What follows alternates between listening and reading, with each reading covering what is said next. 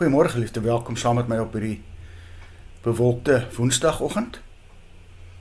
Die woordjie vir oggend is die woord genoeg. Nou ek is seker, jy gaan saam met my stem. God het vir my meer as genoeg gegee. Meer as wat ek verdien, en as ons mooi daaroor dink, behoort ons eintlik skaam te kry. Die meeste van ons bly in huise wat ons nie kan bekostig nie, ry met voertuie wat ons nie kan bekostig nie, maar God gee dit vir ons. En hy betaal dit vir ons. Lees saam met my hierdie bekende gedeelte in Matteus 6. Maar soek eers die koninkryk van God en sy geregtigheid. En al hierdie dinge sal vir julle bygevoeg word. 'n ander vertaling skryf dit, maak die koningsheerskappy van God en dit wat voor hom reg is, julle prioriteit. Dan sal God vir julle al hierdie ander dinge byvoeg. God het vir ons gegee wat ons het. In my geval 'n pragtige vrou, pragtige kinders, pragtige kleinkinders, gesondheid. Meer as wat ek nodig het. En nou kom die vraag, wat het ek dan nog nodig? Gaan kyk 'n bietjie in die woordeboek, wat die woord oormaat beteken. En ek lees dit vir jou. Dis 'n bedrag geld wat meer is as wat nodig is. Ons kan dit amper met 'n ander woord vertaal, hebsug. Want sommige mense sal net nooit genoeg kry nie. En wanneer jy Jesus het, kan genoeg selfs bitter min wees. Persoon kan baie min hê, maar genoeg hê. Ander een kan weer die wêreld hê, maar is nooit genoeg nie. Baie mense hardloop rond om meer te kry. En uiteindelik niks wat werklik sin maak in hierdie lewe nie. Sien, dit is 'n groot probleem.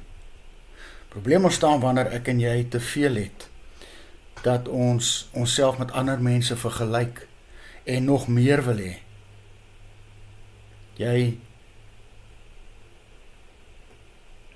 Jy wil dalk soos die ander mense wees. Kom sing saam met my hierdie pragtige lied.